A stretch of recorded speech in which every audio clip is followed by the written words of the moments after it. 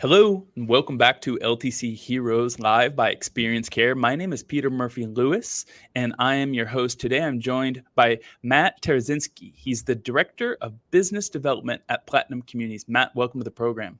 Thanks for having me, Peter.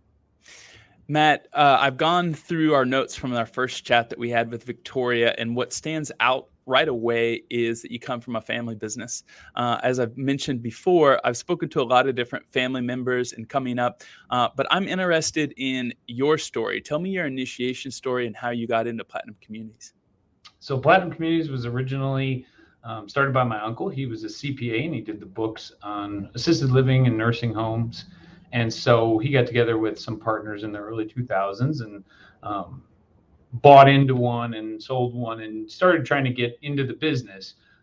In 2009, I came over after my first year in college. I came over for the summer to work with him.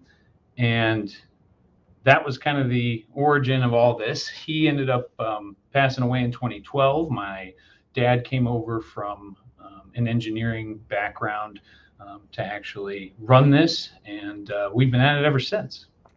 I want to know what it was like for your dad. I'm guessing the learning curve is hard for anybody. You're a little bit younger and able to probably pivot a little bit better. Do you remember any of your father's struggles of moving from a large company into taking care of our seniors?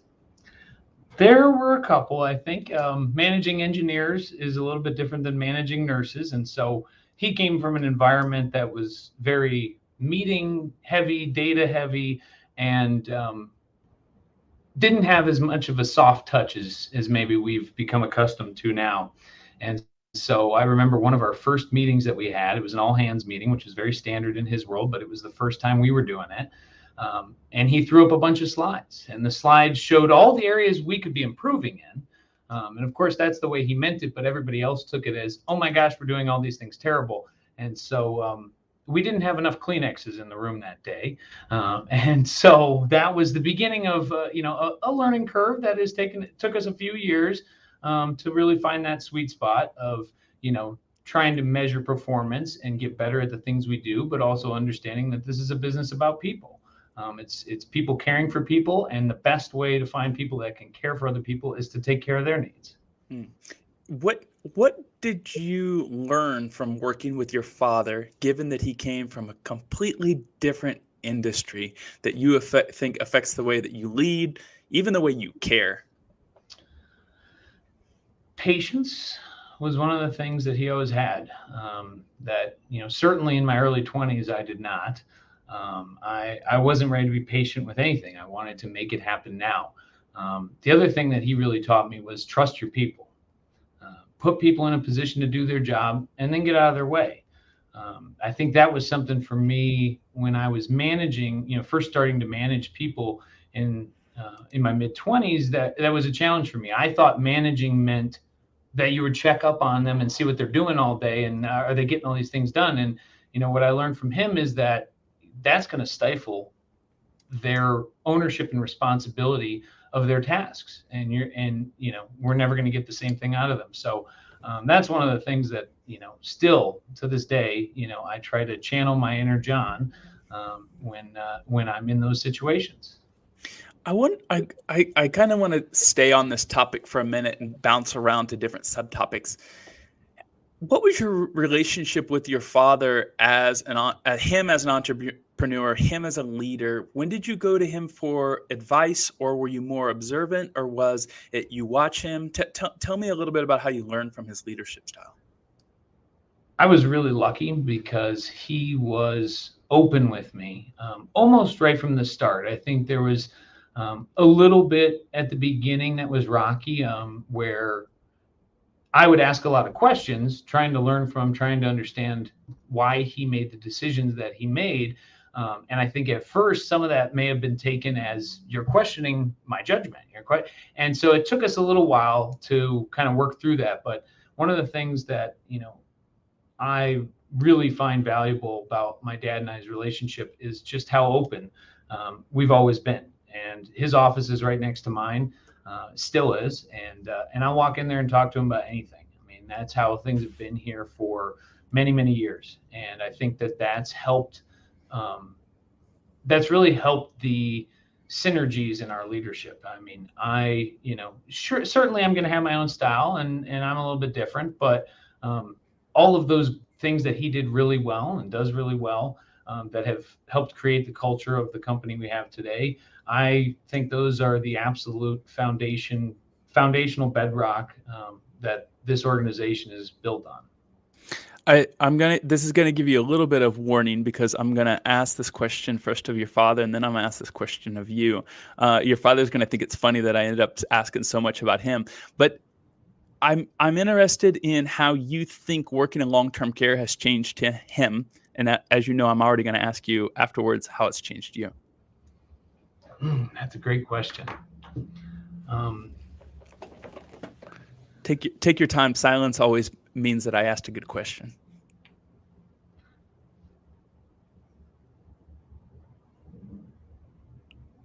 I think that it is certainly given him and I both a new view on compassion. I would imagine growing up or working your working life in corporate America, surrounded by engineers in high pressure situations, the thing that mattered most was getting the job done, not necessarily how all the people felt around you at the end of the day. And I think he's become even more aware, maybe, than he would have been before, about how other people perceive his actions. For That's me, a great answer. How about you? For me, I would say, a lot of the same things. I've learned that everybody goes through tough times. The employees that we have deal with life circumstances that a lot of us have never even imagined. And so I think on the best days, I've become a little bit more compassionate and empathetic to struggles. I think that it has taught me what it means to care for other people, what it means to put other people before you, because I see it from the people that I work with every day. That is their gift and their skill that I can only hope to emulate. You've probably worked in a number of different jobs, so I'm going to ask you to maybe, I guess, name the different, at least the tasks or the different jobs that you've had as you've climbed the ladder. But just so you know the purpose of why I'm asking the question, I'm going to ask you, what was your favorite part of each role? I probably wouldn't tell this to my CEO. I work at an EHR and I do marketing for them. I really love being a CNA, and I think I'd rather be a CNA than doing what I do in marketing. I'm probably more valuable as a marketer. That's what I'm trying to get you to say. What in each role did you really, really love as you got to where you are today? So my first role in that first summer, I was maintenance and landscaping, and man, I loved that job, being outside, getting to work with my hands, and getting to see the fruits of my labor. There are still shutters at one of our Milwaukee properties that are painted bright red that I remember spray painting 13 years ago. So I did love that part of the job. That's great. The next thing I got to do was cost analysis. I was an accounting major, and my uncle had been an accountant, and so he was very much on the learn how to read financial statements. That's the language of business. And so as a cost analyst, I got to really dive into all of the controllable costs in the industry. I got to start measuring those, and I'm a big spreadsheet guy, so I spent a lot of time on spreadsheets and building conditional formatting and things to make them all light up the right colors. But I got to see the fruits of my labor from that as well, in the form of reduced spending and cost control, as well as being able to make a conscious and calculated decision to switch vendors rather than just doing it because the sales guy was convincing. In I'm gonna also pause on that. Now that you're in, business development, what is one area that maybe, 10 years ago, I guess 5 years ago, 10 years ago, that you were cost conscious about, and now today that you're in business development, like, let's be a little bit more flexible on that cost. That this changes the quality for our team. This brings prospects faster. This keeps retention. What's an area that you're like, this, let's do it. Maybe it's food, maybe it's shampoo.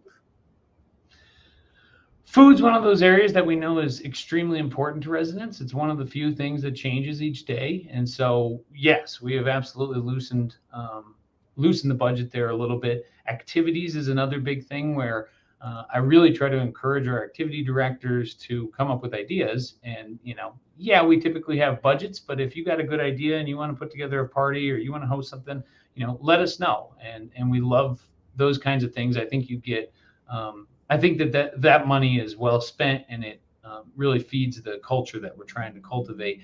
The thing that's come up, the most in the last 5 years, and I'm sure this isn't unique to us because this industry and all industries have been seeing it, but it's staffing costs. I mean, we are 40 to 45% higher than we used to be, and so figuring out ways to do that effectively, to raise wages effectively, whether it's through bonuses or shift differentials or other incentives and gift cards or gas cards, those things that help make the employees' lives a little bit better, they're almost always worth it. I also, would like to ask you to share what you think you're doing right in staffing. Things that others, maybe let's start off the easiest thing that you feel like you're getting right, that if someone's perplexed on how I can do it, they can adapt and run with it. And then something maybe a little bit bigger that might take 18 months or 36 months for someone to develop. Anything that comes to mind? Trusting your people, I think, is number one. And not just trusting them internally, but showing them that you trust them. And giving them some leeway, I think, is that's probably one of the quickest ways that you can build that relationship with your staff. I think the overall goal that we've always had is to make everybody feel like they're part of the family. This is a family-run business. We're a family-focused business, and we want all of our employees to feel like they're a part of that team. And so doing that starts from day one. I mean, it starts with your onboarding and the structure of your training. I want them to be able to spend time with management in each of the buildings because maybe as a transition to a little bit more longer term thing, one of the things that's made us really, really successful has been our promotions from within, are giving people those opportunities to work their way up. My director of operations started as a caregiver, I want to say 9 or 10 years ago, I think making $9.25 an hour. We looked it up one day. And she went on to become a lead, then to become a house manager, then an administrator, and now she oversees all of our communities. And she's not alone. All 8 of our administrators currently started somewhere else in the company and were promoted up. I think that's pretty unique. And it's really endeared, I think, the company to them, and they feel that ownership and that pride, and hopefully they can serve as examples for new staff coming in that may not know what they want to do in their lives. Maybe this is just a job to them, but if they can see that someone around them, followed that path and worked their way up to a great career, maybe that will convince them to stay in the industry and stay with Platinum. I'd like to get into the specifics of how you do that career path promotion. Have you ever been involved in one of those conversations? Maybe it's a one-on-one, maybe it's a yearly review, and you ask this person, hey, where do you want to be a year from now or 6 months from now? How do you start to kind of pay attention when not only does the person have the ambition, but they have the skill, and you just have to give them the path for it? So it's one of the first things that comes up in the interview process. We always want to get a sense for that, engage that. We also ask about it again at the 90-day review. But one of the things that we've found that's been really helpful is that anytime there's any sort of management position open anywhere in the company, we post it internally first and we open it up to everybody. You could have just started yesterday as a caregiver and there's an administrator job at another one of our buildings, and you can apply for it and we will give everybody an interview. Anybody from our company that applies, they will get an interview. And yeah, you might not be qualified yet. But if that's something that you're interested in and you signal that to us, it gives us the opportunity to go back to their managers and say, okay, what else can we put on their plate and what does that path look like?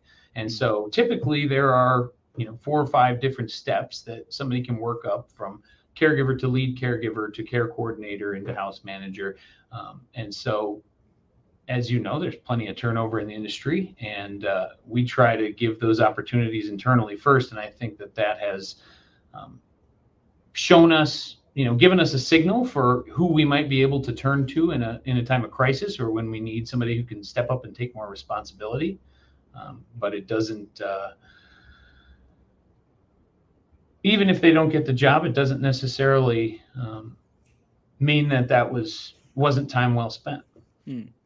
Well, I'm gonna share an experience that I have that I think is somewhat similar, or at least it relates in one way or another. And then I'm gonna ask you about what's your favorite part of the job today.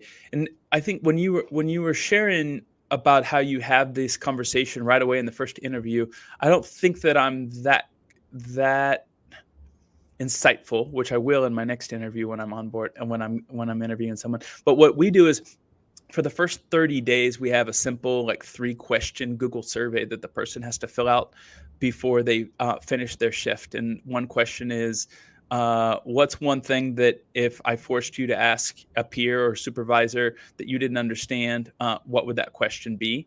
And 2 is, what's one thing that you can do tomorrow autonomously because you already know how to do it?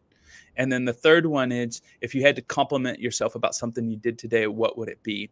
And the last one is my favorite because it's the book that I've read the most and gifted the most is the 5 Languages of Love. And when people compliment themselves, you can figure out what they really appreciate most about themselves. And then I can later highlight that. So whether they're acts of service or the time that they spent with a dementia resident, or it's a gift that they gave to someone, or the words of affection or the affirmation that they gave to a peer.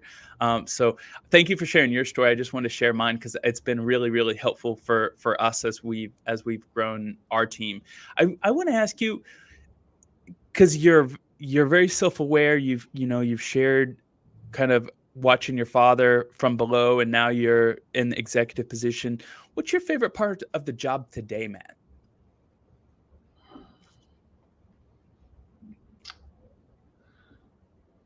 My favorite part of the job is the people I get to work with every day. I have an incredible group, happens to be all women in the leadership here, but I have an incredible group of women that really is exciting to come to work. It's exciting to come to work every day, and I feel like I'm learning something from them every day. My favorite particular day that I've had so far was the day that one of my management team came into my office and told me she was buying a house, and she started crying, and she said she'd never thought she'd be able to do that because she was one of those that had worked her way up. I mean, she was an hourly employee, and that just wasn't in the cards. And that was my favorite day, and I think that I've had so far. And it reminded me of a passage in a book about Jack Welch, the CEO from, I think it was GE, and he talked about his favorite part of the job, and he had said that he had he deemed the Millionaires Club, and he said that was his favorite part, was welcoming people into the Millionaires Club. It's the guys who are going to make $1 million, and okay, we're in long-term care. That's not necessarily in the cards, but along those lines, I love seeing success from the people that are working here and that have dedicated themselves to the residents and the staff around them. Matt, where are you guys going? Where's Putnam Communities going to be 5 years from now? One of the books that I use in our team internally and our CEO uses is called Traction by Gino Wickman. And he always talks about what's a 10-year goal? And it could be something, it could be numeric or the best company. And then there's like a 3-year to 5-year, which is a picture, and you use more adjectives. We're going to be a happy place, or we're going to be efficient place, or we're going to be the best. Well, give me a little bit of your more subjective vision of what you want to be somewhere 3 to 5 years from now. So we don't ever want to lose the culture that we've built here. As I said, I think that's, kind of our most valuable asset. And so we want to make sure that we retain that. But we recognize that we're going to have the opportunity to grow because there's going to continue to be opportunities in this space. We are more heavily focused on the Medicaid market, and the thesis that we had from 10 years ago was essentially that the 95+% of long-term care beds that are occupied by private pay, it wasn't going to stay that high. That was going to have to shift with demographics, economic demographics, and so we see our future as concentrated in the Midwest.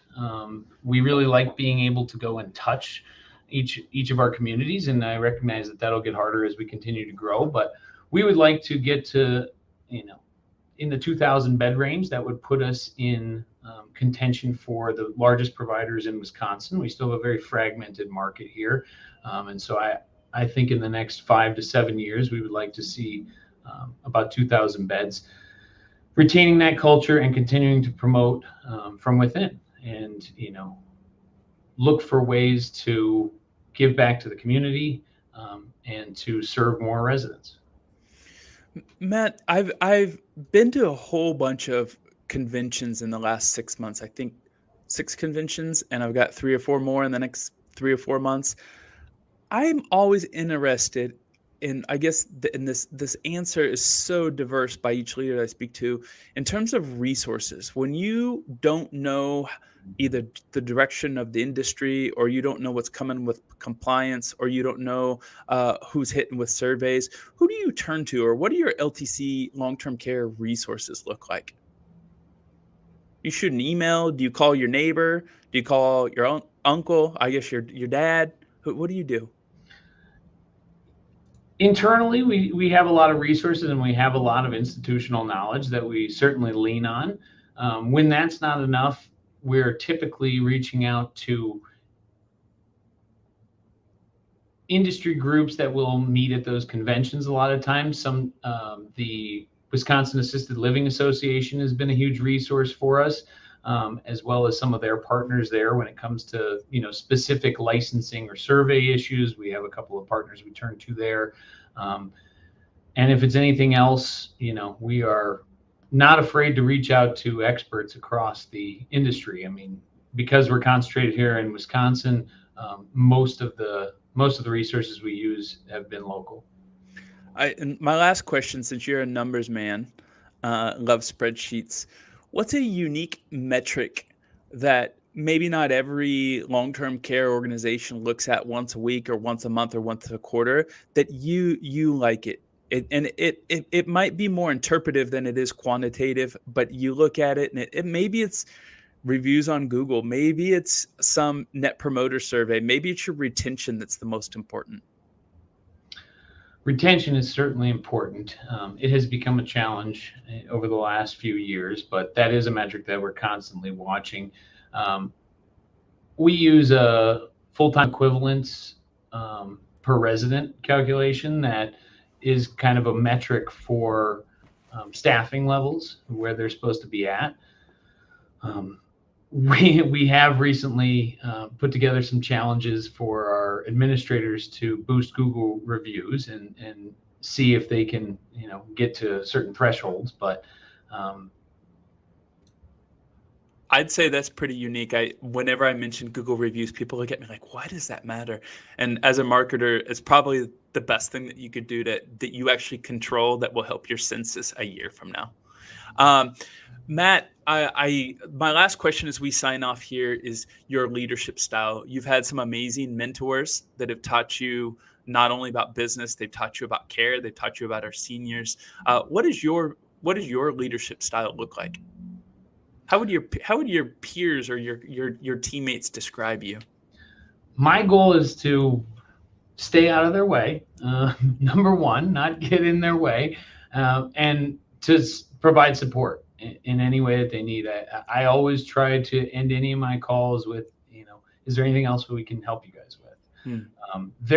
My team are the ones doing the really hard work in the communities every day, not only dealing with their staffing issues, but dealing with the residents and all of their needs.